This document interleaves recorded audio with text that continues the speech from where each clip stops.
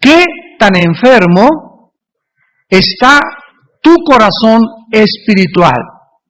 ¿Sabías que cuando tú naciste de nuevo y cuando invitaste a Jesucristo a tu vida, se llevó a cabo un injerto de corazón en tu vida y en mi vida? Dios espiritualmente nos abrió, así literalmente, y puso, como dice aquí, un corazón nuevo, puso un espíritu nuevo dentro de mí, y cuando hizo esto, yo me convertí en una nueva criatura. Segunda de Corintios 5:17, el que está en Cristo, nueva criatura es. Y ahí la palabra criatura en el griego es creación. Somos creados, no somos remendados, no somos parchados. Dios no viene a remendar y poner remiendo nuevo en remiendo viejo. Dios no viene a echar un vino nuevo en un odre viejo, sino que Dios primero nos prepara con un odre nuevo para echar el vino nuevo. Así que cuando Jesús entra a nuestra vida, se lleva a cabo una creación totalmente diferente. Soy una nueva criatura ante los ojos de Dios. Esta nueva criatura dentro de mí, exactamente igual que cuando yo nací físicamente, vine al mundo y un bebé sale con ojos y no ve, con oídos y no oye, tiene una boca y lo único que puede decir es ¡ah! Es la primera expresión de un ser humano. Entramos llorando al mundo, vivimos llorando y abandonamos el mundo llorando, ¿verdad? Entonces el bebé a los 2-3 meses comienza a reconocer y ve sombras de la mamá, y lo primero que reconoce de la mamá comienza a manifestar gugu, mama, tata, y va armando mecánicamente su lenguaje, comienza a adaptar sus oídos, cada vez entiende, ya reconoce el sonido de la mamá, el sonido del papá, y se va adaptando a un nuevo mundo porque estuvo 9 meses en un mundo de oscuridad, en el líquido amniótico de la matriz de su madre.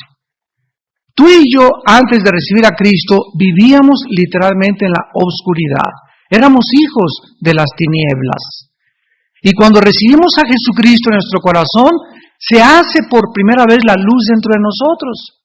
Pero al igual que los niños recién nacidos, tú recibes a Cristo y tienes ojos y no ves muy bien. Vienes a la Biblia y no le entiendes mucho. Oyes al predicador y los mensajes y tal vez captas un 5% de este estudio.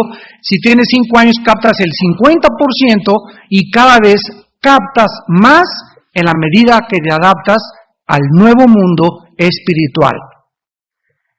Este corazón que Dios nos ha dado es el centro de nuestra vida espiritual. ¿Sabías tú que el pecado es el colesterol de nuestro corazón espiritual? El pecado hará bloquear nuestras arterias para que nuestras oraciones no circulen ni lleguen a Dios. ¿Estás experimentando tal vez en esta noche algún sentimiento de adormecimiento de tu conciencia que te hace difícil diferenciar entre el bien y entre el mal? Tienes bloqueadas las arterias de tu corazón espiritual. Tienes 3-4 años en Cristo y andas preguntando, ¿puedo ir a un oficio religioso? ¿Puedo entrar a este lugar? ¿Puedo ver esta película? ¿Puedo comer esto? Este adormecimiento y esta falta de sensibilidad en tu vida es causado porque algo está impidiendo la circulación de tu sangre espiritual a través del pecado. Si tienes estos síntomas, estás en peligro en esta noche de sufrir un infarto espiritual. ¿Qué podemos hacer para mantener nuestro corazón saludable? Vamos a ver en primer lugar bíblicamente lo que significa el término corazón. En 1 Samuel 16:7, no tienen que buscarlo, cuando el profeta Samuel llegó a la casa de Jesse a buscar quién era el ungido de Dios, salió este hombre y le trajo a Samuel a sus hijos, unos altos, bien parecidos, Y entonces Samuel se dejaba guiar por la apariencia. No, este tiene cara de rey, este está alto, está bien parecido, este tiene que ser el próximo rey de Israel. Entonces Dios le dice lo siguiente: nunca mires las apariencias, porque los hombres miran lo de afuera, pero Jehová mira el corazón.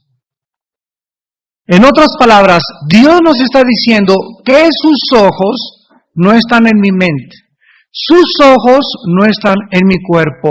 Cuando Jesús me mira a mí, cuando Dios te mira a ti, lo que Él mira siempre y escudriña e investiga es el corazón. La palabra corazón en el hebreo es la palabra lev, L de Lola, E de Enrique, B de burro, lev, y significa el asiento de nuestros motivos,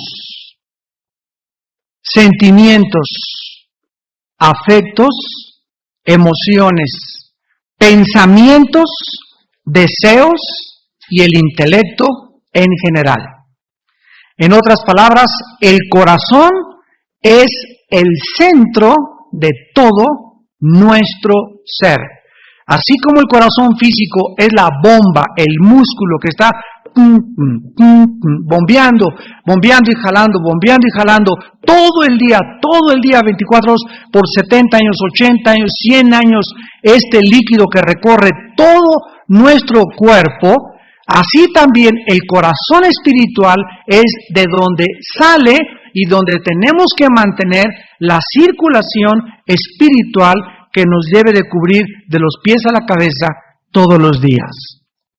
La palabra griega para corazón en el Nuevo Testamento es cardia, con K.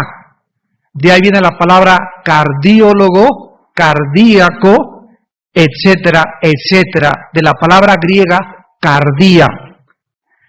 De Proverbios capítulo 2 a Proverbios capítulo 31 se menciona la palabra corazón más de 65 veces, como a continuación lo vamos a ver.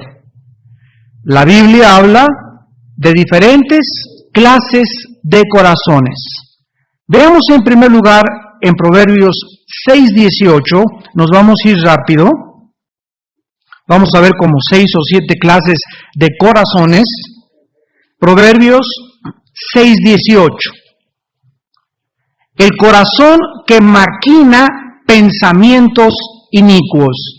Aquí encontramos que hay muchas personas, muchos de ustedes, ojalá que no sean tantos, tienen un corazón que está continuamente maquinando, planeando hacer el mal.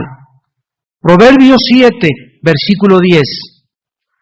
Cuando he aquí, una mujer le sale al encuentro con atavío de ramera y astuta de corazón. Aquí encontramos que hay mujeres que tienen corazones sensuales. Corazones que lo único que hacen en su ser es tratar de atrapar hombres. Proverbios 10:8. El sabio de corazón recibirá los mandamientos. Aquí encontramos que hay personas que tienen un corazón sabio. Proverbios 12:20. Engaño hay en el corazón de los que piensan el mal. Aquí tenemos que hay corazones engañosos. Hay personas que definitivamente tienen su lema en su vida y arriba de su cama, en su cuarto, dice: el que no tranza no avanza. Estamos rodeados de gentes con corazones de tranzas, decimos en México, que continuamente están buscando tratar de sacar ventaja en los negocios, en cualquier momento, de cualquier amigo, de cualquier amiga, tratar de sacarle dinero, pedir prestado, abusar, sacar ventaja de los demás. Es un corazón engañoso. Proverbios 14:13. Aún en la risa tendrá dolor el corazón. Aquí tenemos corazones adoloridos. Hay muchas personas en esta noche que tienen un corazón tan adolorido que aun cuando están riéndose, realmente están llorando. Y dice la Biblia, lo vamos a ver más tarde, solo esa persona conoce la angustia de su corazón. Proverbios 15, versículo 28. El corazón del justo piensa para responder. Aquí tenemos un corazón que antes de responder es prudente. Lo vamos a ver también a continuación. Hay mucha gente que está acostumbrada a contestar sin pensar. Una de las cosas que aprendemos cuando vamos a la escuela, sobre todo en la disciplina de las matemáticas, es que cuando nos presentaban problemas matemáticos, una señora llevó 2 litros de leche y le vendió el lechero 15 litros de leche. ¿Cuántos litros de leche serán por el doble que llevó el lechero? El problema es que nosotros debemos aprender a razonar y a pensar y a poner a trabajar nuestras mentes, porque las matemáticas hacen que nuestra mente se agudice.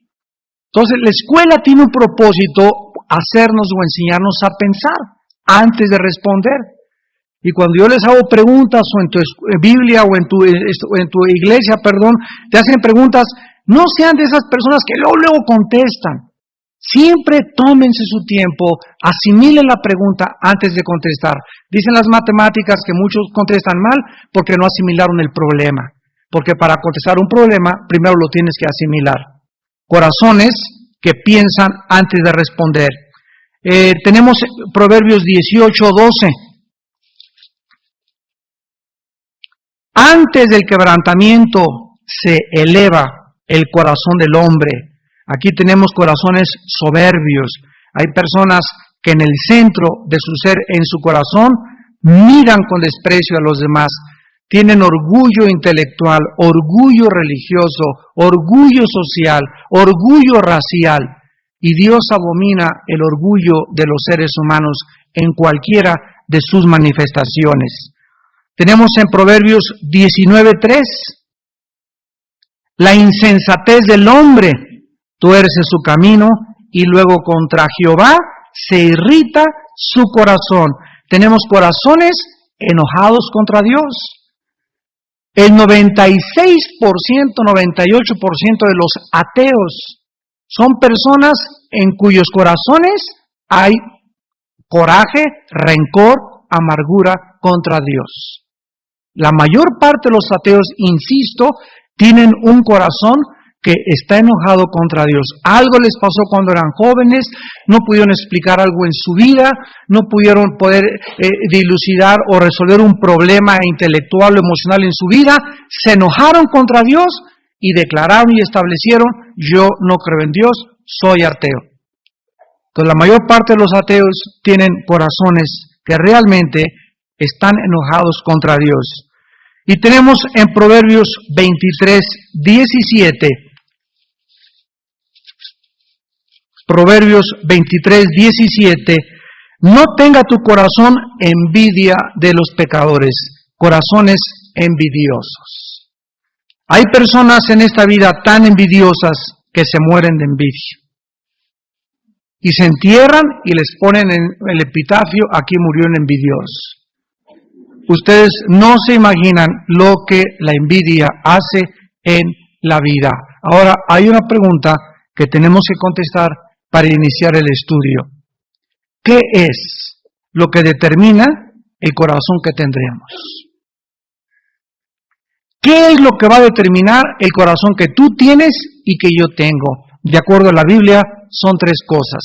La primera, nuestros pensamientos. Dice en Proverbios 23:7, porque cuál es su pensamiento en su corazón, tal es él. ¿Saben ustedes que todo se inicia en nuestra mente con una idea? Pongan cuidado en la secuencia que les voy a mencionar. Una idea plantada en mi mente da lugar a una ideología.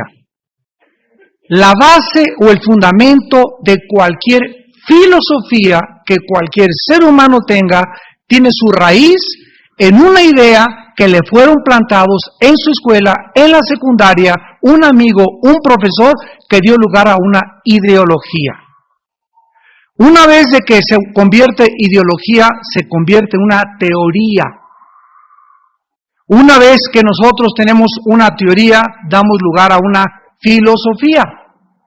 Y cuando nosotros hablamos de filosofía, estamos hablando de el amor que le tenemos a nuestros pensamientos. La palabra filos, amor, sofos, sabiduría, en el griego significa amor a los pensamientos. Entonces, lo que tú amas es lo que determina tu manera de vivir. Lo que tú amas determina la conducta que tú tienes. Lo que tú piensas en tu vida es lo que determinará cómo me tratas a mí, cómo tratas a tus padres, cómo tratas a tus semejantes, cómo tratas a Dios. Todo se encuentra en nuestros pensamientos. Una vez que yo tengo una filosofía y que la he aceptado, me enamoro de mis pensamientos y se convierte en una psicología, que es el conocimiento de la mente, y en mi mente existe ese conocimiento porque antes hubo una filosofía, una teoría, una ideología que comenzó con una idea. Como es en su pensamiento, así es él. Tú eres en esta tarde el resultado de tus pensamientos pasados. Si tú en esta tarde no has perdonado y tienes una cara así todavía y tienes 50 años de edad, es porque hace 10 o 15 años alguien te lastimó y nunca superaste este problema y se te quedó la cara de amargado o de rencoroso. Si tienes cara así de mirada torva, así con el ojo así, dicen el tuercas ahí en tu colonia, es porque en tu vida, ¿verdad? Siempre viste a la gente con desconfianza, creciste, te lastimaron, etcétera, etcétera, pero tus pensamientos manifiestan el cariz de tu rostro, la iluminación de tu cara, la mirada de tus ojos, la forma como tú ves la vida y el mundo y a tus semejantes es determinado por tus pensamientos. Dice un dicho: siembra un pensamiento, recogerás un acto. Siembra un acto, recogerás un hábito. Siembra un hábito, recogerás tu carácter. Siembra tu carácter, recogerás tu destino. Todo comienza con los hábitos, ¿verdad? Si una persona comienza a comerse las uñas a los 12 años, como costumbre, a los 15 años es su hábito. Ya se come las uñas. A los 18 años forma parte de tu carácter. Una muchacha comienza a tener relaciones sexuales jóvenes, a los 22 años se casa, va a tener relaciones sexuales con el lechero, con el panadero, con el estilista de su salón de belleza, con su ginecólogo. ¿Por qué? Porque cuando era joven tuvo relaciones con Juan de las Manzanas. Fue una costumbre, una forma ya de vivir, de que cada novio que tenía se acostaba con él. Un muchacho se acuesta con cada novia que tiene, no va a respetar ni le va a ser fiel a su esposa tampoco. Todo va a formar parte de nuestra vida futura. Lo que somos y lo que hacemos fue lo que practicamos en el pasado. Y Cristo viene a cambiar nuestros pensamientos, nuestras ideas. Esas semillas satánicas que a mí me sembró Marx, que me sembró la Dianética, que me sembraron los masones, que me sembró el comunismo, que me sembró la psicología secular, que me sembró el humanismo, el materialismo, el hedonismo, tienen que salir de mi mente. Mi mente, Romanos 12:2, tiene que ser cambiada, renovada, transformada para que comience a comprender la voluntad de Dios para mi vida. Tú no podrás jamás saber con quién me voy a casar, a qué escuela voy a ir, qué haré de mi vida, qué me querrá Dios que sea misionero, querrá Dios que me vaya a Italia, querrá Dios que me quede en España, querrá Dios que nos vayamos a Monterrey, querrá Dios que cambie la panadería por un taller mecánico. Nadie sabrá la voluntad de Dios sin antes cambiar su manera de pensar. Romanos 12:2. En la medida en la que tú vienes a la Biblia, dice en 2 Corintios 3:18, mirando cara a cara, somos transformados por el mismo Espíritu del Señor. Fíjate, mirando, somos transformados. Mirando, somos transformados. ¿Qué es lo que cambia y me lava el cerebro verdaderamente? La Biblia. Y mira que necesitas un lavado de cerebro. Porque todos venimos al cristianismo, todos sin ninguna excepción, todos venimos lastimados. Todos venimos con diferentes complejos. Todos venimos con diferentes traumas. Todos venimos con diferentes formas de pensar y perspectivas que teníamos respecto a la vida, respecto a Dios, a todo. Ahora Dios revoluciona y cambia radicalmente nuestros pensamientos. Una vez me dijeron, Armando, ¿por qué no tienes una campaña de sanidad? Le dije, mira, le doy gracias a Dios por las personas que sanan cuando se ora por ellos. Pero ¿de qué le sirve a una persona que sana en su cuerpo si sigue teniendo su cerebro turulato? ¿De qué le sirve que te vayas y ya no cogies en esta noche, pero sigas pensando como pensabas? Dime, ¿de qué te sirve? Es más importante cambiar su manera de pensar que sanar su cuerpo físicamente. Hoy ven a orar por mi tía, hermano, que está en el hospital, que sane, que tiene un ataque al corazón, etcétera, etcétera. Primera pregunta, ¿es cristiana tu tía? No, entonces no voy a orar por su salud. Todo el mundo cree que lo más importante es la salud. ¿Sabes qué? Hay que hablarle de Cristo primero.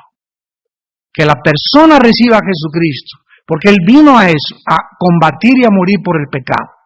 No vino a morir por nuestras enfermedades, ni a pagar por nuestras enfermedades.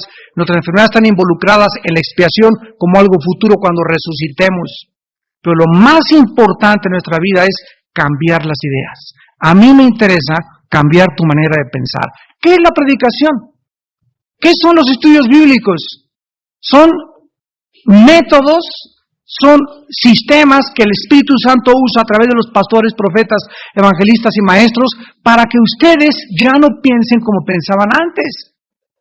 Cada estudio que yo vengo aquí el jueves o que doy en cualquier parte, le pido a Dios Padre Santo que en esta noche tu Espíritu Santo cambie, que salgan y que ya por lo menos 3 centímetros que avancen y que ya piensen diferente a que como entraron en esta noche. Porque cuando tú oyes la palabra, yo oí la palabra y no hay un cambio en tus pensamientos y sigues tratando a tu esposa igual, sigues tratando a tus hijos igual, sigues haciendo los mismos trances en tu negocio, no estás creciendo, no hay vida espiritual en tu vida. Dios vino a cambiarnos, a transformarnos, pero en el área de los pensamientos. Todo comienza con las semillas de los pensamientos que permitimos en nuestro corazón. Y recuerda, todas las semillas crecen. La segunda razón por la cual tú eres como eres y lo que determinará el corazón que tú tienes son nuestras palabras. Proverbios 18:21. Nuestras palabras, esto es increíble. Dice Proverbios 18:21, la muerte y la vida están en poder de la lengua, y el que la ama comerá de sus frutos. Jesucristo dijo, de la abundancia del corazón, habla la boca. Cuando este domingo, que hablamos aquí en la iglesia, en el servicio sobre lo completo que estamos en Jesucristo, cuando yo recibo a Jesucristo, dice 1 Corintios capítulo 1, le doy gracias a Dios por la gracia que les fue dado en Cristo Jesús, porque en todas las cosas fueron enriquecidos en Él, en toda palabra y en todo conocimiento. Cuando yo recibí a Cristo, me hizo Dios rico en palabras. Ahora me dice Dios, Armando, antes te decían el jarocho, porque de cada 8 palabras, 10 eran groserías, Armando. Antes maldecías, criticabas, calumniabas, chismeabas. Ahora, cuando mi hijo está dentro de ti, quiero que entiendas que ahora mi palabra está dentro de ti. Y ahora cuando tú hables, bendice. Cuando tú hables, trata de edificar, trata de consolar, trata de animar. Nunca hables para destruir. Nunca hables para herir la reputación de nadie. Nunca hables para hacer mal o lastimar a alguien, porque eso que tú hablas lo vas a recoger. Vuestra palabra, dice Colosenses 3, sea sazonada con sal. ¿Qué significa esto? La sal evita la corrupción. Que lo que nosotros hablemos contribuya a que el mundo cada día sea menos corrupto. En Santiago capítulo 3, en el Nuevo Testamento, Santiago, o James, como le dicen en inglés, que era hermano carnal de Jesucristo, escribe uno de los pasajes más completos acerca del poder de nuestras palabras. Y dice el versículo 3 y 4, he aquí nosotros, Santiago 3 y 4. Todos nosotros ponemos freno en la boca de los caballos. Ustedes saben que un freno de un caballo es un fierro así y tiene un puente de fierro chiquito. Se lo ponen aquí en la boca al caballo y el puente, cuando tú le jalas la rienda al caballo, el puente se le entierra en el paladar. Entonces, cuando el caballo siente dolor, se para. Si tú le dijeras al caballo, párate, pinto, no habría necesidad de jalarle la rienda. Pero el caballo, desgraciadamente, necesita asociar el dolor con la obediencia. Dice Salmo 32, no seáis como el caballo, como el mulo, que tienen que ser sujetados con freno, si no, no se vuelven hacia ti. Entonces, el caballo es sujetado con una piecita chiquitita. Y en segundo lugar, dice la Biblia, en el versículo 4, los barcos. También grandísimas naves, increíblemente construidas, llevadas por impetuosos vientos, y lo que gobierna el barco. Esto es importante. Solo Cristo y solo Dios nos puede usar ejemplos naturales para entender las verdades espirituales. Un barco tan grande es controlado por un timón de este tamaño. Creo que es el 2% de toda la construcción del barco, el tamaño del timón. Ahora miren ustedes, ¿con qué se compara el freno del caballo y el timón del barco? Versículo 5. Así también la lengua. ¿De qué tamaño es tu lengua comparada con todo tu cuerpo? ¿Verdad? Creo que es el 5% del tamaño de nuestra estatura y de todo nuestro cuerpo. Exactamente lo mismo. La lengua es un pequeño miembro que se jacta de grandes cosas. He aquí cuán grande bosque enciende un pequeño fuego. Aquí la Biblia nos revela que una palabra que tú digas de una persona inapropiada, no te imaginas el daño que le hiciste a esa persona porque eres un bocón. Porque eres una bocona, porque eres chismosa y por frenar nuestro espíritu. Tenemos que entender el poder tan grande que existe cuando decimos algo de alguien. Encendemos un bosque entero con una sola palabra dicha inapropiadamente. Dice el versículo 6 que la lengua es un fuego. Miren lo que dice, un cosmos de maldad. La lengua está puesta entre nuestros miembros y contamina todo el cuerpo e inflama la rueda de la creación y ella misma es inflamada por el infierno. Cuando Jesucristo comparó al diablo, en Juan 8:44, dijo estas palabras: el diablo es el padre de toda mentira. No importa que digas una mentirita blanca. Si tú le dices a un niño de 5 años que Santa Claus existe, tu lengua está siendo inflamada por el infierno porque no es cierto. Ay, pero es una cosa de los sentimientos. Nada de sentimientos. Cuando tu niño tenga 8 años te va a decir, mamá, ¿tú eras cristiana cuando yo tenía 5 años? Sí. ¿Por qué me echaste mentiras que el panzón de ese barbón existía? Pero es que es una ilusión de todos los niños, es que son ilusiones basadas en mentiras. Tú dices, mira, no existe, somos nosotros, es Jesús el que nos trae los regalos. Los Reyes Magos existieron, están en el cielo, pero ellos no tienen absolutamente nada que ver. Ya al decirle que ven los Reyes Magos, le estás diciendo que bajan del cielo y que los espíritus se vuelven a manifestar otra vez en la reencarnación. Le estás diciendo mentiras a un niño. Pero nosotros le llamamos mentiritas blancas, porque para nosotros mentiritas son las gordas, las grandotas, y para Dios, dice la Biblia, es inflamada por el infierno. Tenemos que cuidar nuestra boca y quitarnos el hábito de mentir. Hay gente que, bueno, tú la ves y mira, así con la lengua en la boca, así te están mintiendo.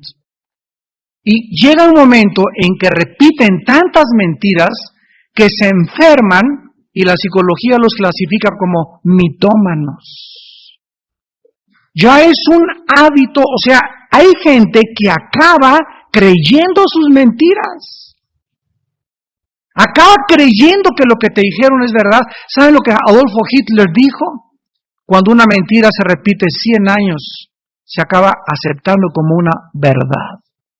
Vean la teoría de la evolución. Antier me llegó un correo electrónico de Chile. Me dice un hermano, un pastor de Chile, oye Armando, fíjate que yo soy pastor, tengo otra vez en el pastorado. Quiero preguntarte, ¿por qué atacan la teoría de la evolución si la Biblia apoya la teoría de la evolución? Es increíble que este hombre me haya dicho eso, siendo un pastor. La evolución se ha repetido por 100 años, que ya se cree como una verdad científica, cuando es lo más anticientífico que existe, biológica, genética, física, arqueológica, antropológicamente y en cualquier disciplina de la ciencia que tú encuentres. Pero se enseña como si fuera una verdad, porque se ha aceptado después de tanta repetición, desde que la postuló Darwin en 1898, como algo que es científico. Hermanos en Cristo, miren Primera de Pedro capítulo 3, a la vuelta de Santiago está Primera de Pedro. Capítulo 3, versículo 10, para terminar con las palabras. Y vean ustedes esta revelación. Primera de Pedro 3:10. El que quiere amar la vida. ¿Cuántos de ustedes quieren amar la vida? ¿Quieren amar su trabajo? ¿Quieren amar su familia? ¿Quieren que les vaya bien? ¿Cuántos de ustedes quieren esto? No hay nadie que no quiera ver días buenos. Miren ustedes la admonición. Refrena tu lengua de mal. A ver, vamos otra vez. Si comparamos esto con Santiago, armamos el rompecabezas con Proverbios. Ya tenemos Santiago, Proverbios, en la lengua está el poder de la vida y la muerte. Santiago es un pequeño mundo que enciende y arde la creación. Primera de Pedro, mi lengua dirige mi vida. A ver otra vez. Si yo quiero la vida caminar, y quiero que me vaya bien, necesito cuidar mi boca. Si yo comienzo a hablar mentiras, si comienzo a chismear, si comienzo a criticar, miren lo que pasa. Me salgo del camino, porque Jesús dijo, yo soy el camino, la verdad. Él es la verdad. Me salgo del camino de la verdad y me comienzo a desviar y me comienzo a tomar caminos que no son el camino que Dios tiene para mí. El camino para mí es un camino de santidad. Mis palabras me alejan del camino de Dios. Lo que yo digo, lo que yo comento, lo que yo menciono, las mentiras que yo mismo me creo, me alejan de Dios. Eso determina la actitud de mi corazón. Una persona que sigue diciendo groserías después de 2 o 3 años de cristiano, ¿qué indica? Que tiene un corazón enfermo, tiene demasiado colesterol. No ha cambiado, sus palabras no han cambiado, su vocabulario no ha cambiado. Hay muchas de ustedes, mujeres, que se juntan nada más para hablar de alguien de la congregación, de su iglesia a la que ustedes van. Se juntan en el club, se juntan en los restaurantes para tijeretear a los esposos, hablar mal de los esposos, faltarles el respeto a los esposos. Hay reuniones de oración, se juntan 10 mujeres y una sale, ay Señor, gracias porque me salvaste del planchazo que me iba a dar mi esposo en la mañana. Y a las 10 se enteraron de que tu esposo te iba a dar un planchazo y llega el pobre marido el domingo y todos la ven así con cara, eres un monstruo de la Laguna Negra, esto y el otro, ¿qué me ven? ¿Verdad? ¿Qué le dice? Es que su esposa ya descubrió su secreto por indiscreta y por su deslealtad a su marido. Si tú vas a buscar que alguien te aconseje respecto a tu marido, no lo vas a ventanear, porque entre esas 10, te lo garantizo, siempre hay 2 o 3 chismosas. Acuérdense el chiste de los 3 pastores que se fueron a un retiro.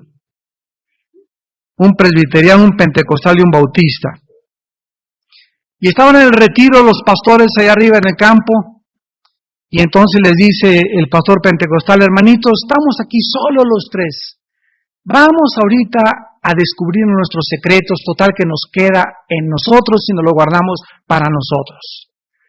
Tú, a ver, ¿qué debilidades tienes? Le dice el bautista, no, pues yo, francamente, ¿verdad? Me gusta, me echo mis tragos de vez en cuando. Y tú, el presbiteriano, no, pues yo, ¿sabes qué? Que por lo menos 2 veces a la semana me surto a mi esposa. Y tú, el pentecostal, dice, no, yo no les puedo decir. ¿Cómo que no? No, yo no se los puedo decir. Dinos cuál es tu pecado. Y les contesta que soy muy chismoso.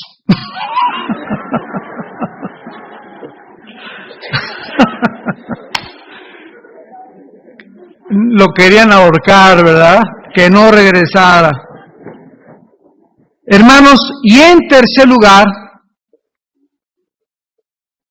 lo que determina el corazón que vamos a tener, corazón envidioso, corazón hipócrita, corazón soberbio, corazón malo, etcétera, etcétera, no solamente son nuestros pensamientos y nuestras palabras, asómbrense. En tercer lugar, la forma como gastamos nuestro dinero. Lucas 12:34. La forma como gastamos nuestro dinero determinará la clase de corazón que tienes en esta tarde.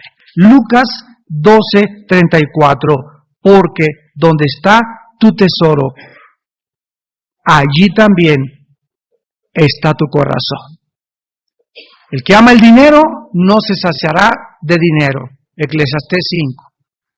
1 Timoteo 6:10, raíz de todos los males es el amor al dinero. Es increíble que más del 40% de las parábolas de Cristo estén relacionadas con el uso de nuestros bienes.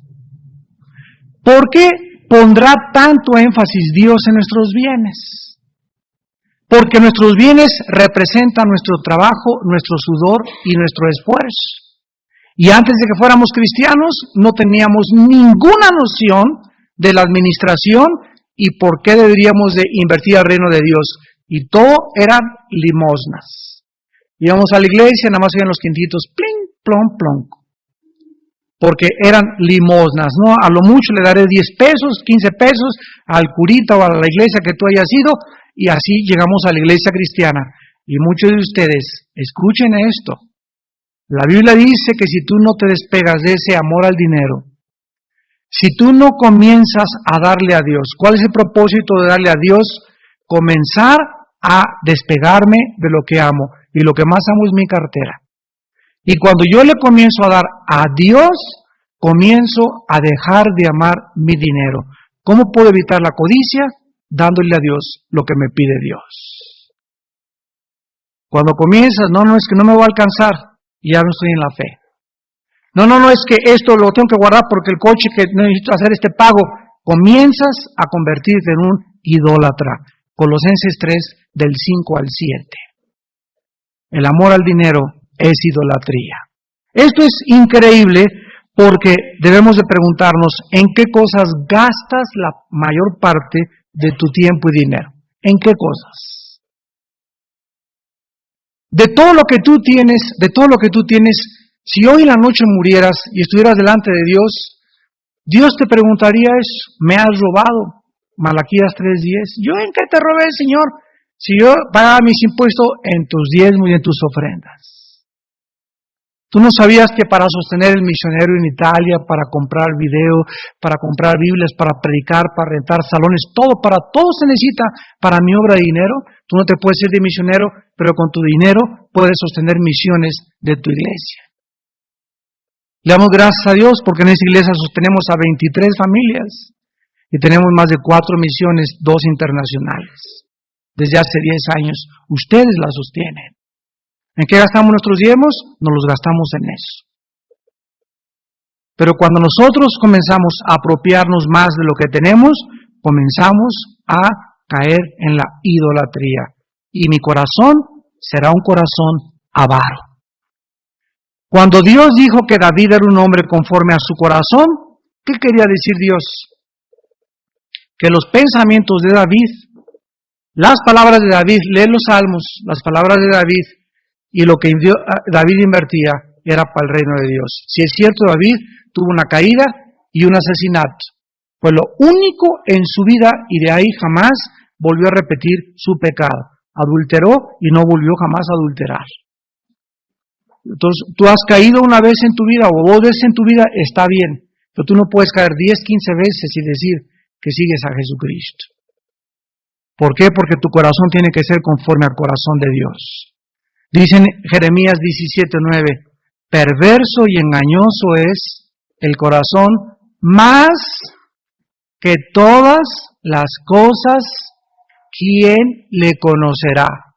Aquí tenemos que hay un corazón que es profundamente engañoso y el corazón que Dios quiere que yo guarde sobre todas las cosas, porque de él mana mi vida.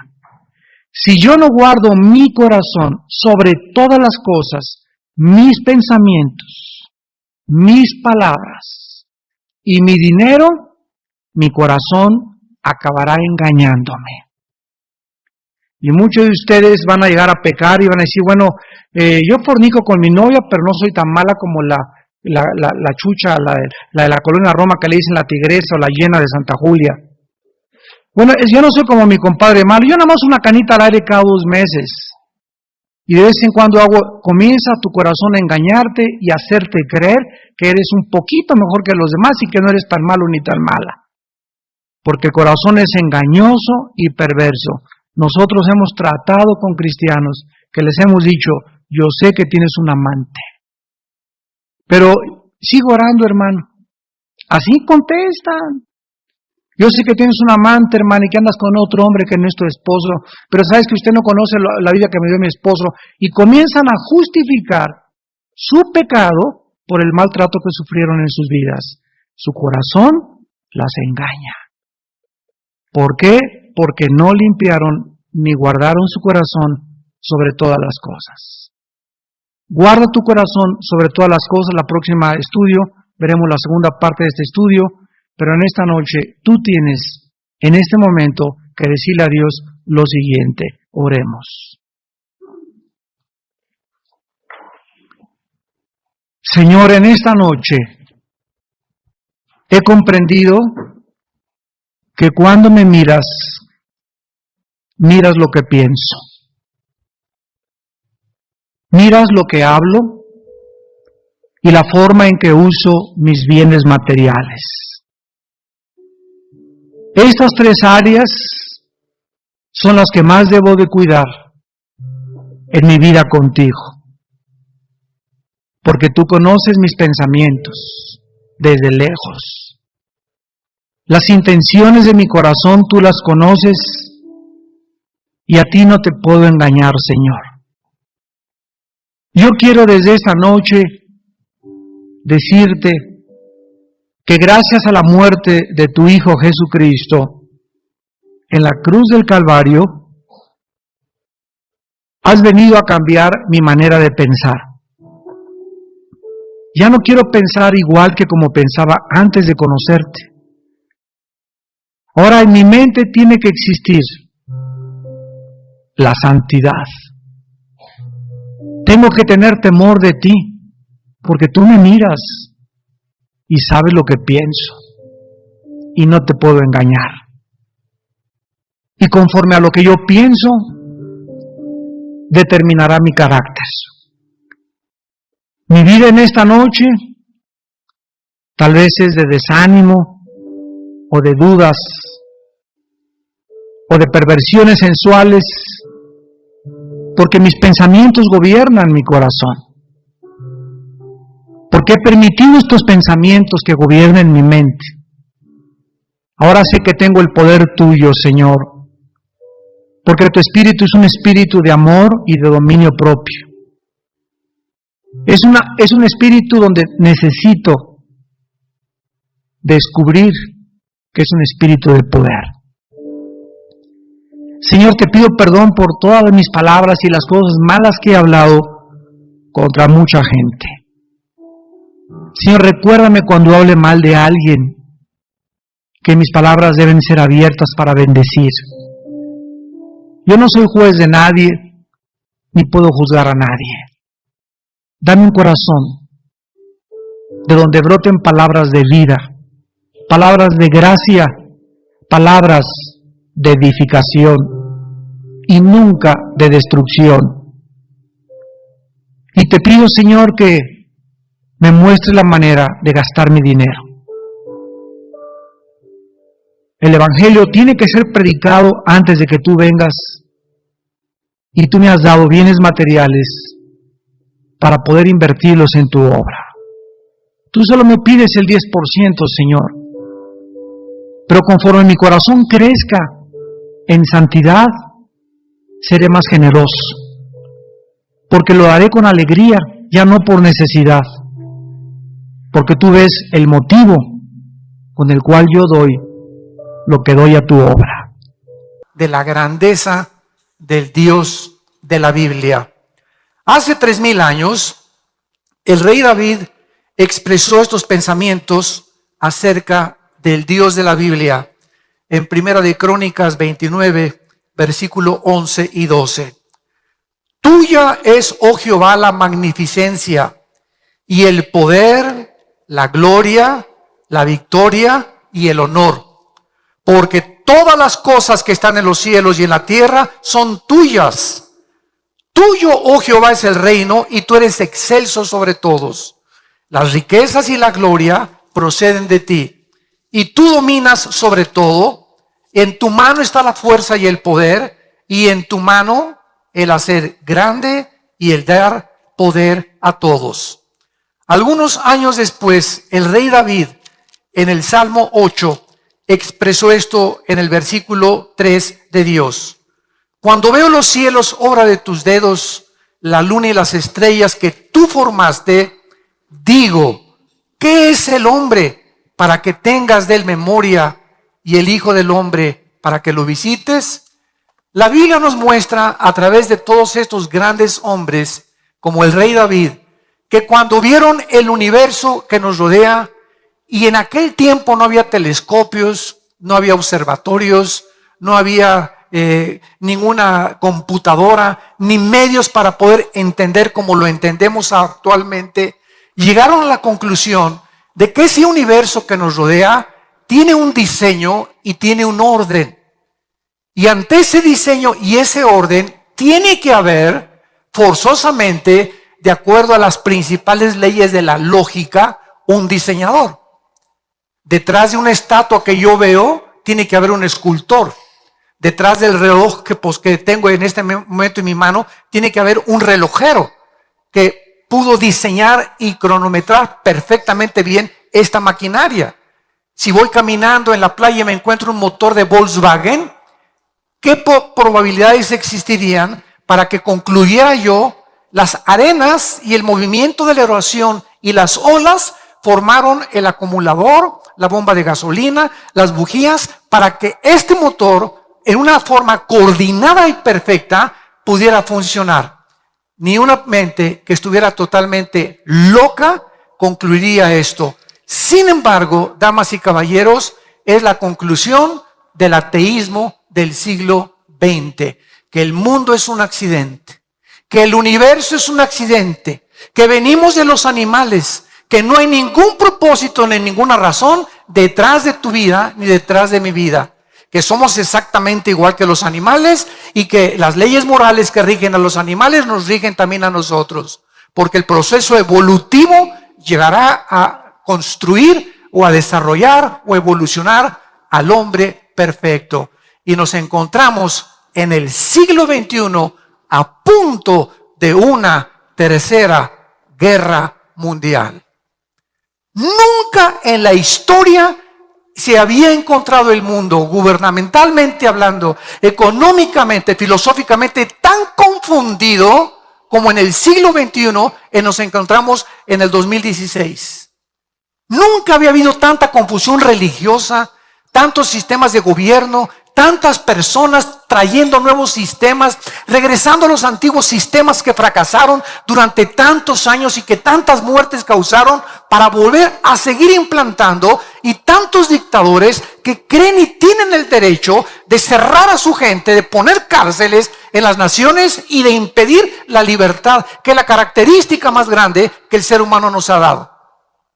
Y ante este panorama y este escenario, lo más triste es que cuántas naciones se encuentran cerrando la boca, no diciendo, no criticando, no hablando, y pueblos que están sumergidos actualmente en la opresión, en la pobreza y sufriendo precisamente porque el mundo está callado y no quiere levantar la voz en contra de estas personas.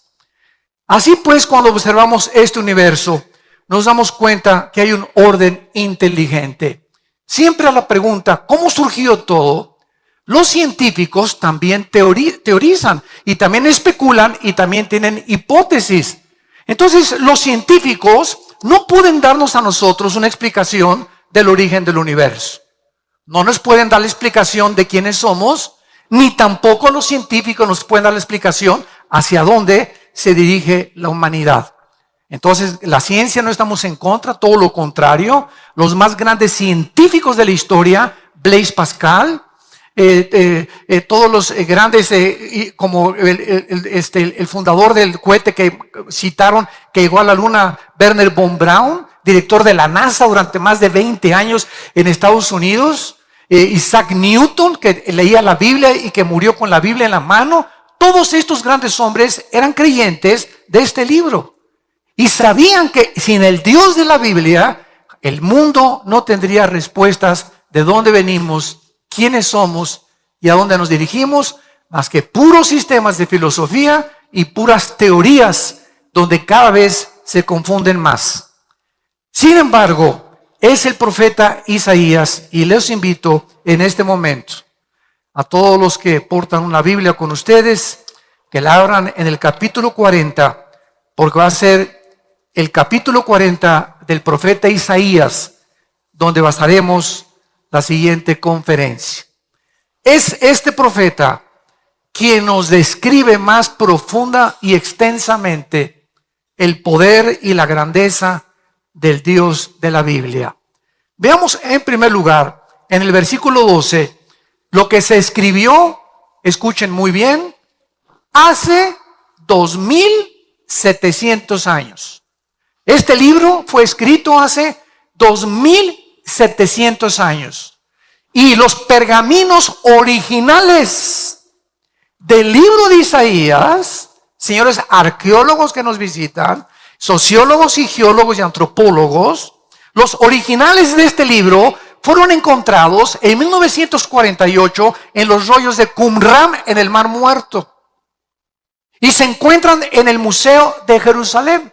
Y tú puedes ir al Museo del Holocausto en Jerusalén y tiene todos los pergaminos examinados por la NASA con el carbono 14 y todo lo que encontraron unos peregrinos en unas cuevas cerca del Mar Muerto, el rollo exacto del libro de Isaías, tal y como lo tenemos en nuestras Biblias, con otros libros de la Biblia y del Antiguo Testamento también que se encontraron en los rollos del Mar Muerto, demostrando de esta manera la arqueología que la Biblia es fidedigna y digna de poder confiar en ella.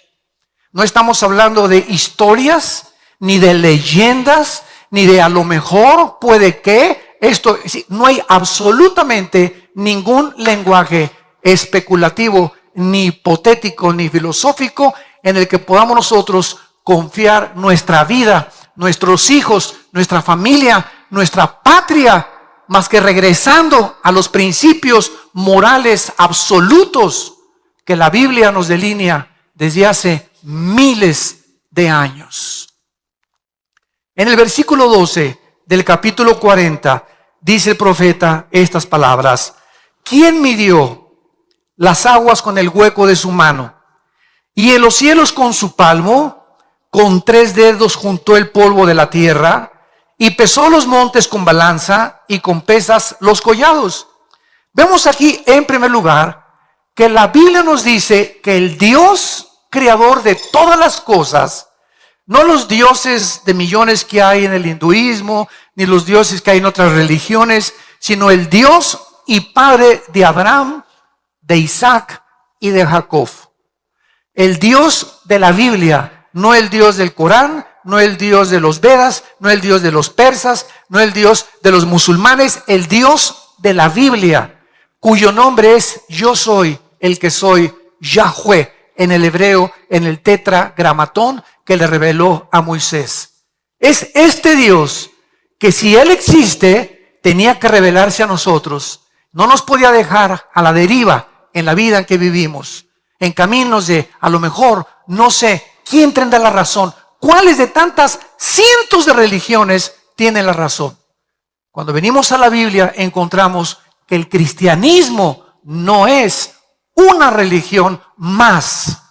Jesús no bajó hace 2000 años a traernos otra más de las religiones, dogmas, ritos y ceremonias de la boca para afuera.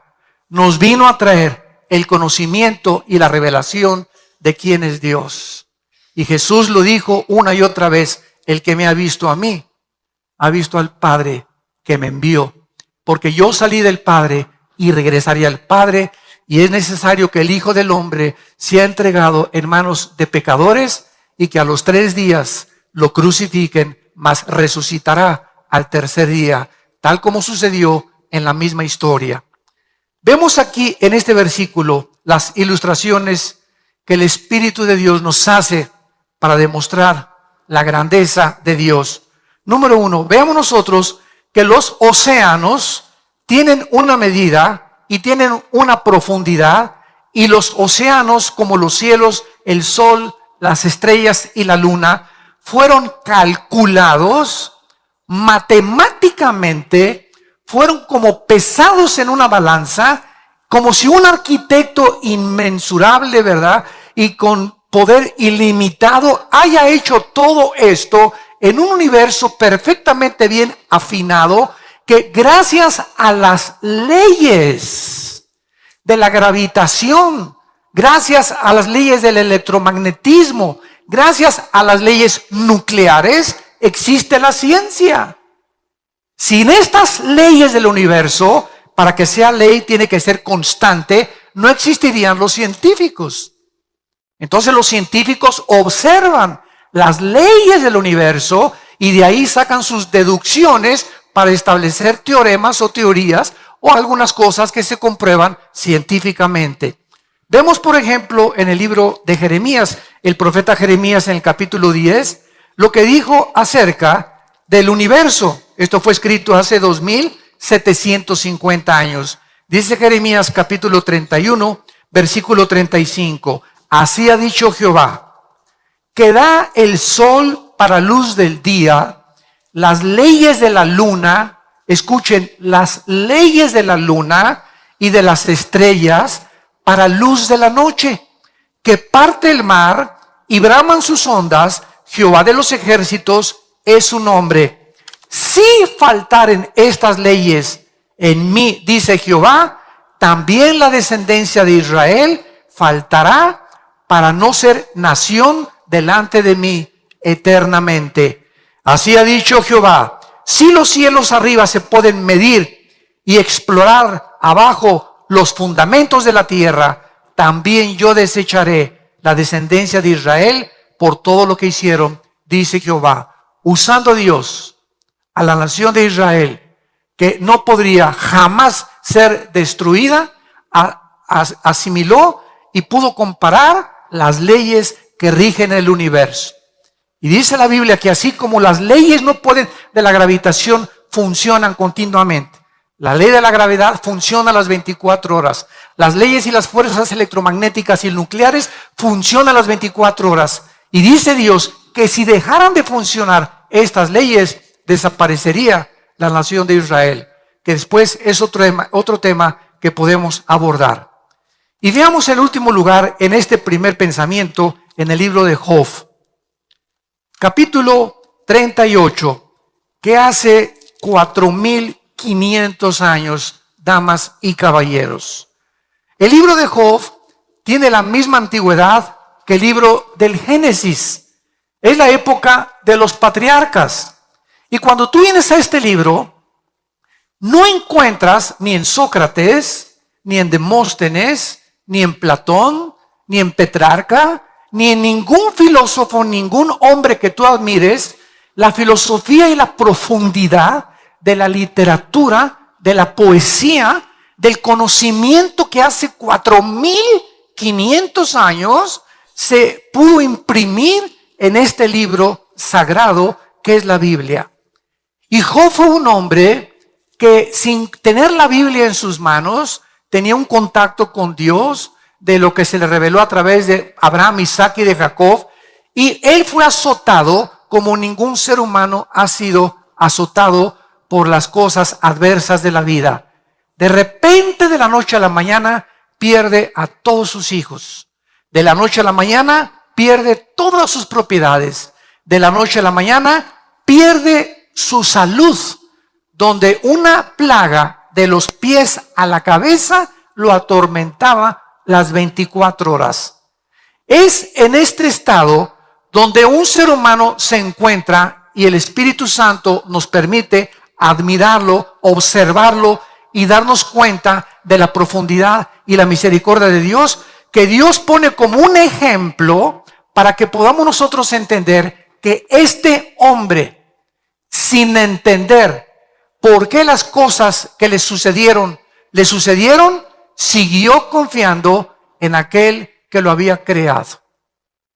Y aun cuando tuvo 3 amigos que se acercaron filósofos y le decían, es que lo que te ha sucedido es por el pecado y por esto y el otro, él llegó a una conclusión y dijo, aun cuando no puedo ver ni entender con mi razón lo que me está pasando, yo sé que a través de esto, Dios, si me creó, lo ha permitido y saldré más puro que el oro fino.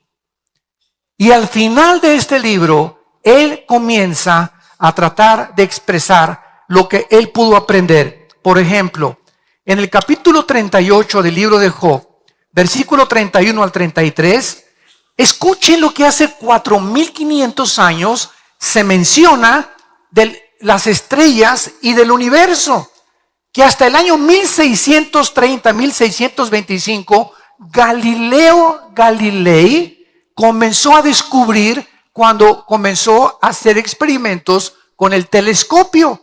Y miren lo que dice la Biblia. ¿Podrás tú atar los lazos de las Pléyades? ¿Qué son las Pléyades? Es o se conocen como la congregación de los gobernantes. Y son 7 estrellas que son muy calientes y de color azul. Dios pregunta, ¿podrás tú estas constelaciones unificarlas para que no se estrellen las unas con las otras? ¿O desatarás las ligaduras del Orión? ¿Qué es el Orión? Es la estrella más grande de todas las constelaciones.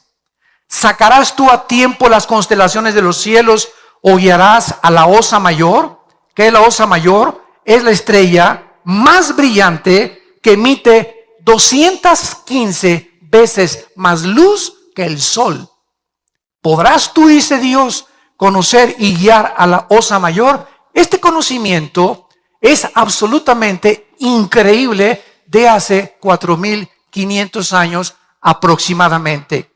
Pero veamos a continuación también que no solamente Job se queda ahí, sino que Job comienza a hablar más claramente más adelante en el versículo 40 y dice así: respondió Jehová a Job y le dijo, capítulo 40, versículo 2, es sabiduría contender con el Omnipotente. En otras palabras, sigamos esta línea de lógica elemental. Estudiantes que nos escuchan en este momento y amable público que ha asistido aquí y que nos oyen a través de los medios sociales, vamos a seguir una línea de lógica elemental.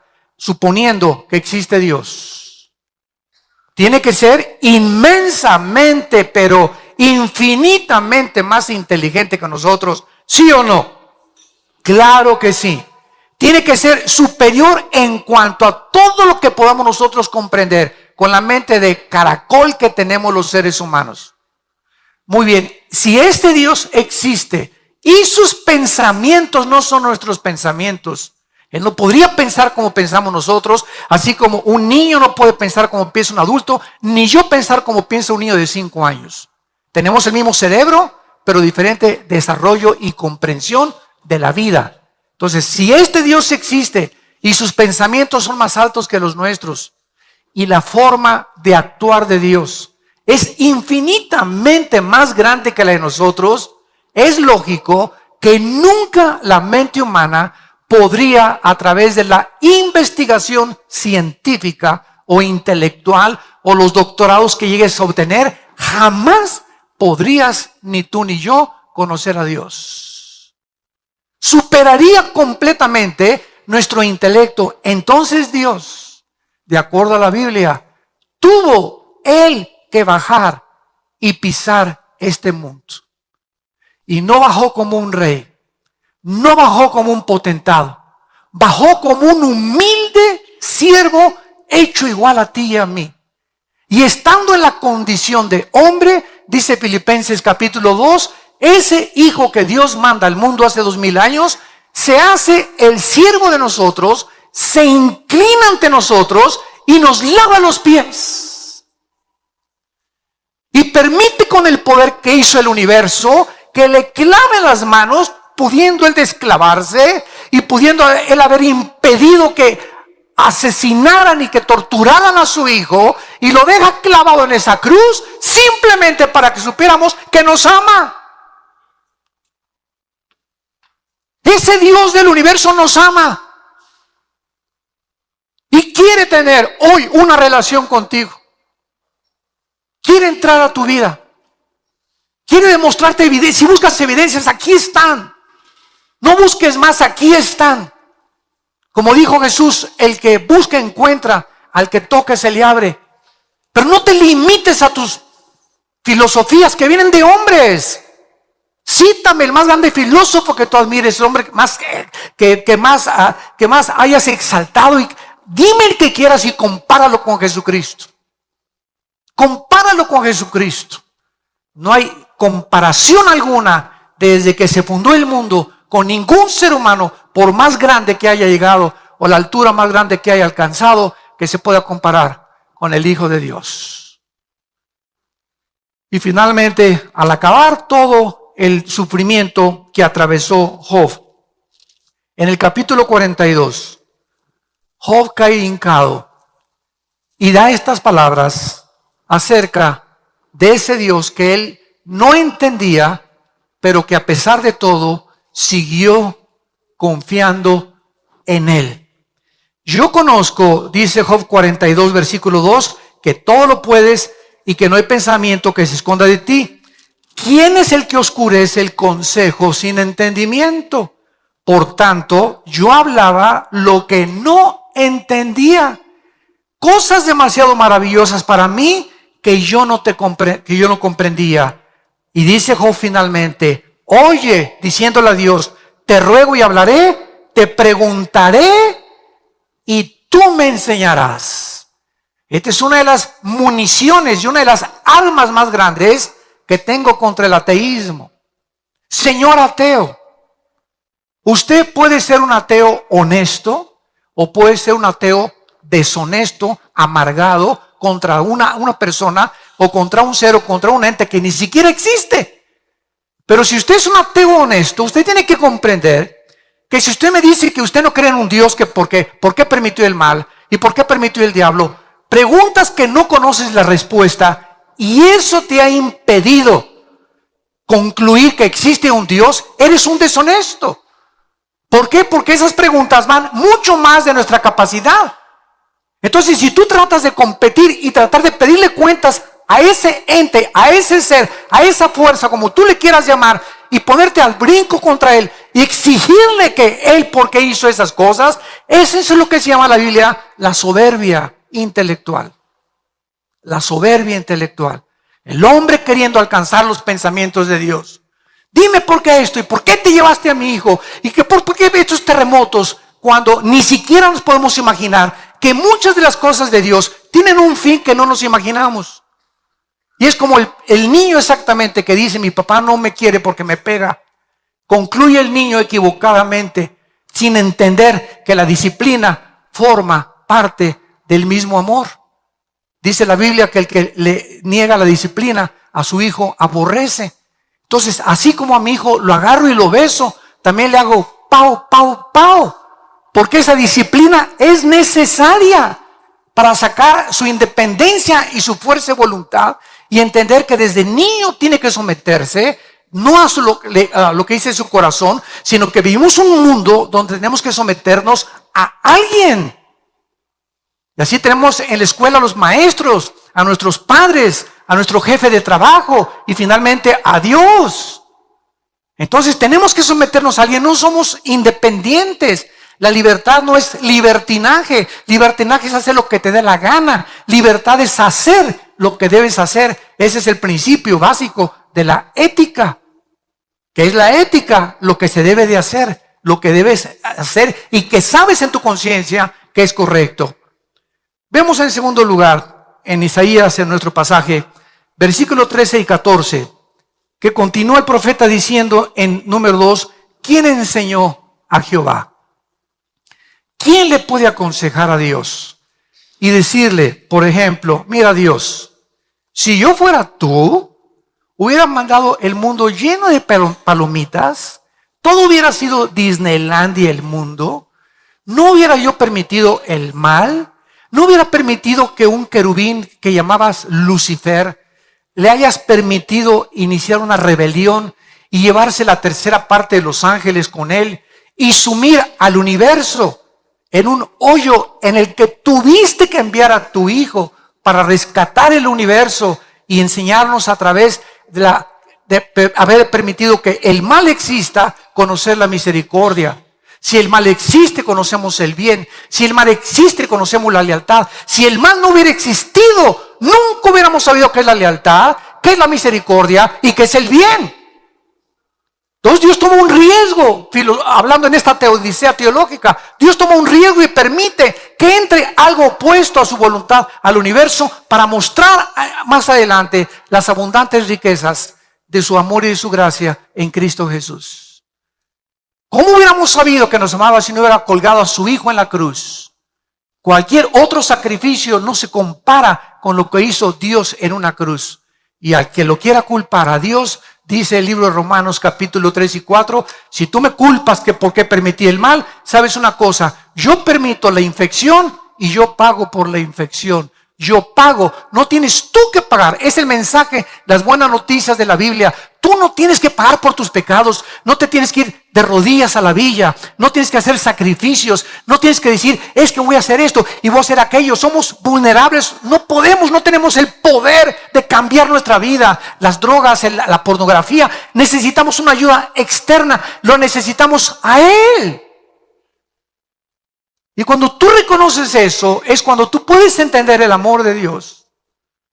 De tal manera amó Dios al mundo que nos dio a su Hijo unigénito, para que cualquiera que en Él crea no se pierda, mas tenga la vida eterna. Este es el amor de Dios, que siendo pecadores, en la condición en la que tú te encuentras esta mañana, me puedes decir, he abortado 20 bebés. Me puedes decir, soy un asesino y he matado a 70 personas. Me puedes decir, me dicen la bruja de Tlanepantla.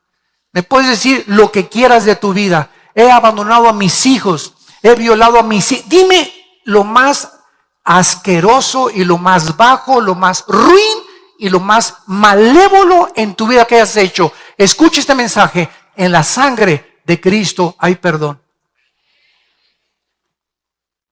¿Qué mensaje más glorioso? Esto es gracia.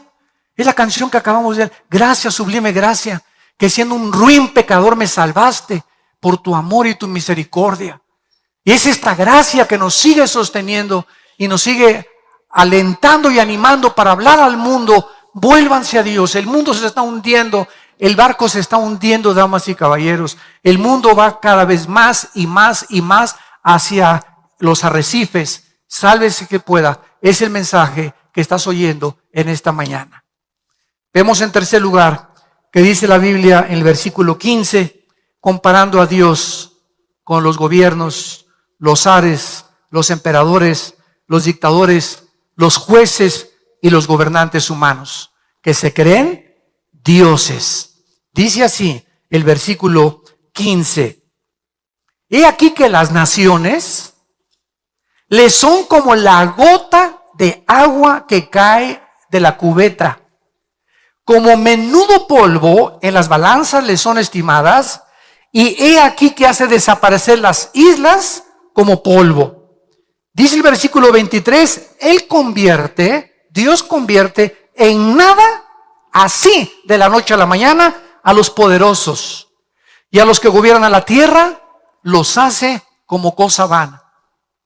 Como si nunca hubieran sido plantados, como si nunca hubieran sido sembrados, como si nunca su tronco hubiera tenido raíz en la tierra, tan pronto como soplen ellos, se secan y el torbellino los lleva como hojarasca.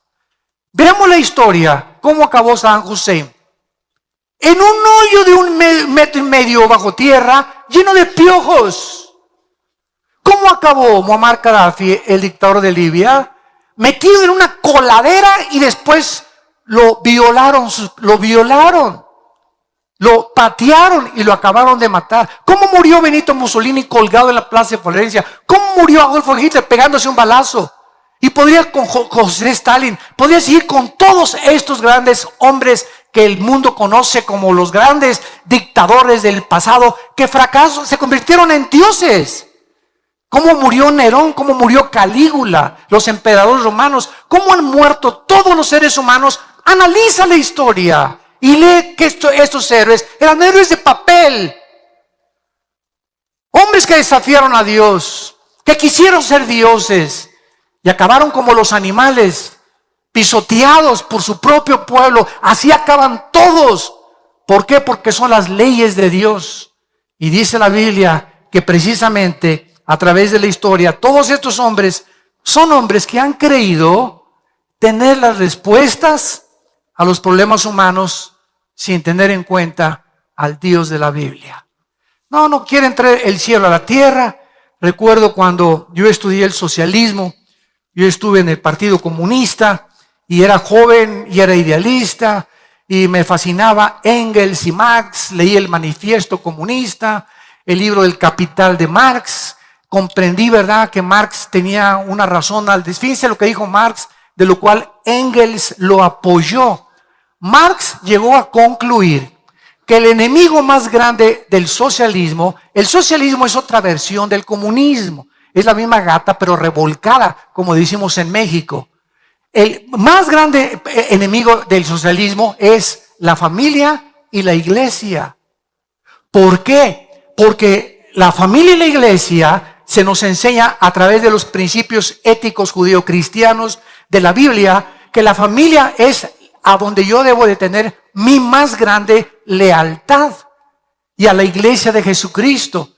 Esto al sistema de gobierno socialista comunista no le conviene. ¿Por qué? Porque este sistema pide y forza la lealtad al Estado.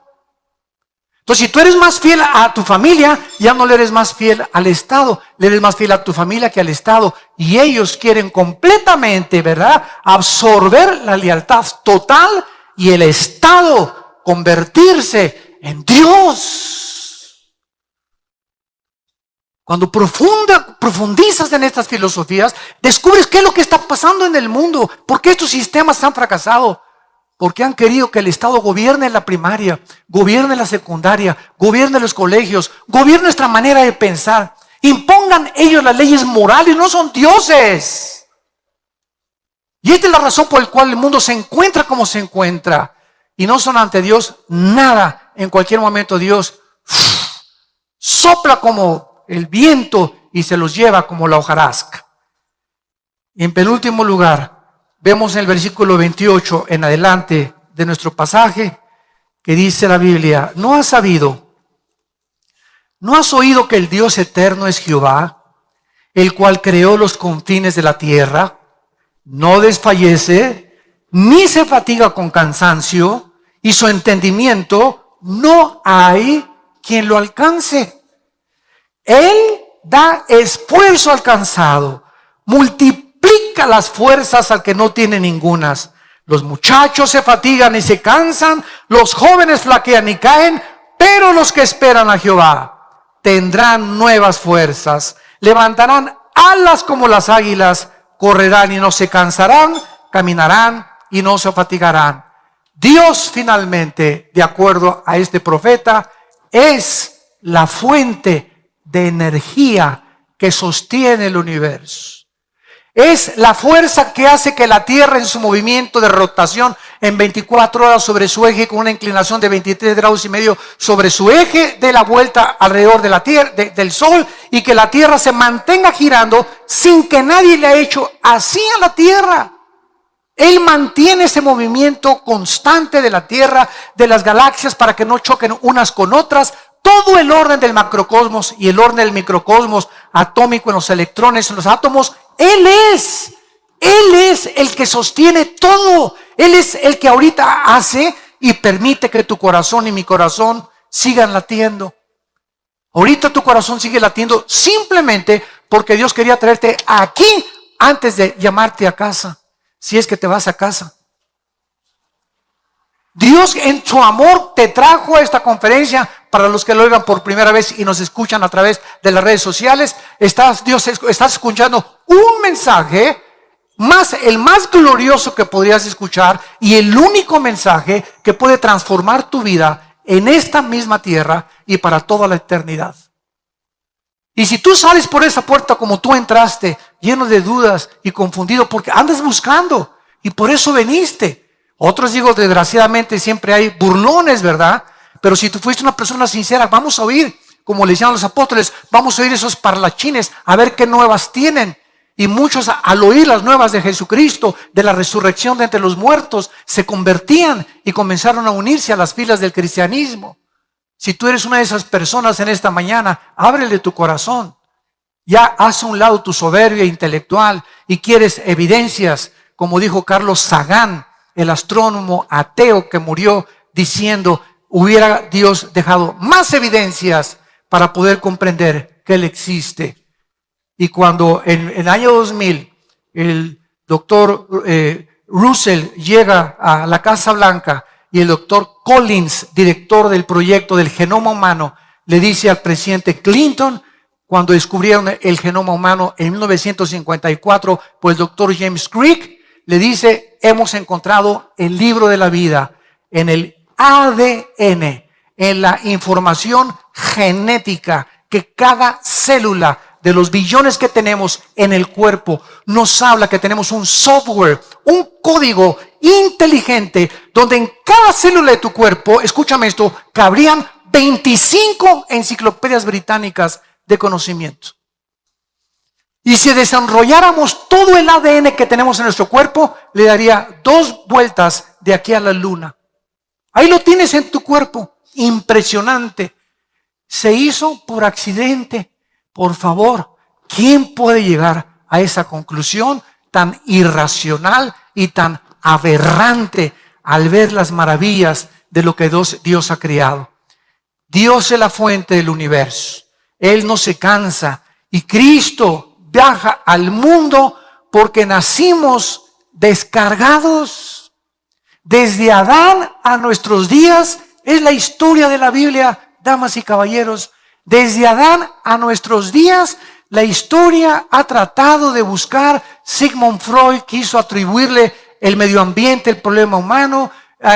William Shakespeare, el defecto trágico. Carlos Marx, la lucha de clases entre el proletariado y la burguesía, y así encontramos siempre filósofos de la historia buscando el mal que acontece dentro del ser humano y que nos estamos autodestruyendo y que sabemos que fumar es malo y sigo fumando, sabemos que el alcohol es malo y sigo bebiendo, sabes que el adulterio va a destruir mi familia y va a destruir mi vida, mi carrera, y seguimos haciendo esas cosas porque el diagnóstico de la Biblia es correcto, somos autodestructivos. Necesitamos una energía superior a nosotros que nos vuelva a reconectar con la fuente de energía. Cuando recibes a Cristo, ¿qué sucede? Lo que has hecho es simplemente volverte a conectar a la fuente de energía. Y la persona que recibe a Cristo se conecta a Dios y entonces comienza a fluir de Dios hacia tu vida luz que comienza a sacar los programas de lo envirulado que estábamos todos, y todos estos programas comienzan a salir de nuestra mente y Dios comienza a poner nuevos softwares, nueva información que proviene de las Sagradas Escrituras. Y es este nuevo software, al sacar los virus que traíamos, que comienza a transformar nuestra vida y a poder ver la vida diferente a como la veíamos antes. Veo a mi esposa como está gordita y panzoncita, pero para mí es la reina de Saba. Veo a mi esposo que parece cocodrilo también con la panza que tiene y calvo y orejón, y lo veo como mi príncipe azul. Veo a mis hijos que tal vez no están en Cristo y andan por acá, y la hija ya se embarazó y el hijo se fue en las drogas, pero cuando vengo a Cristo, la información que recibo es: mi generación será bendita, seguiré orando por mis hijos y mis hijos conocerán a Dios. Porque es la promesa de Dios: no te dejaré ni te abandonaré jamás. Por cuanto has creído en mí, yo también te pondré tus pies sobre una piedra y mandaré a los ángeles a que te guarden en todos tus caminos.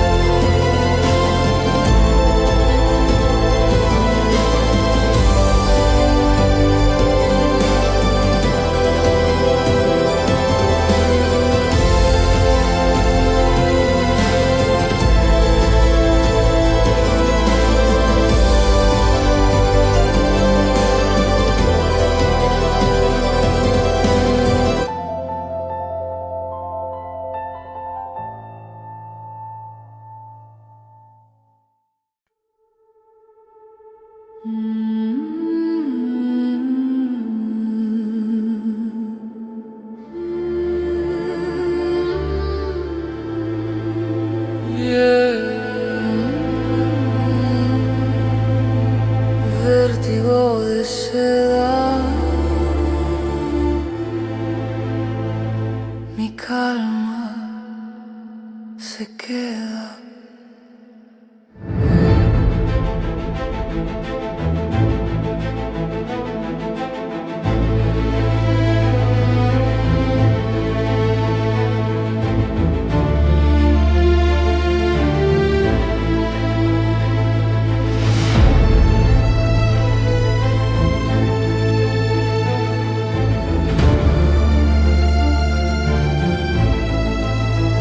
Tu piel me provoca, mi alma te toca, mi voz invoca, tu luz sofoca.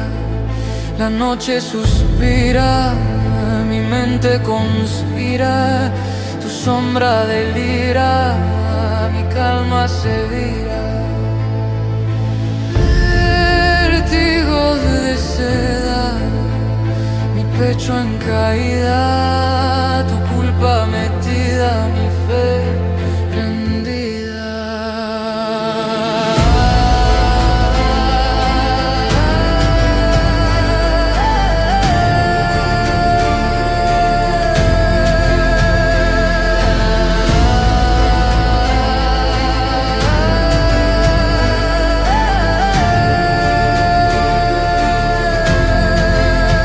Cada paso te nombra, mi alma en la sombra, tu beso me asombra, mi calma se alfombra, el aire me atrapa, mi pecho se escapa, tu nombre me tapa, mi voz se desmapa. Vértigo de seda, mi trama encendida, tu luz prendida, mi piel vencida.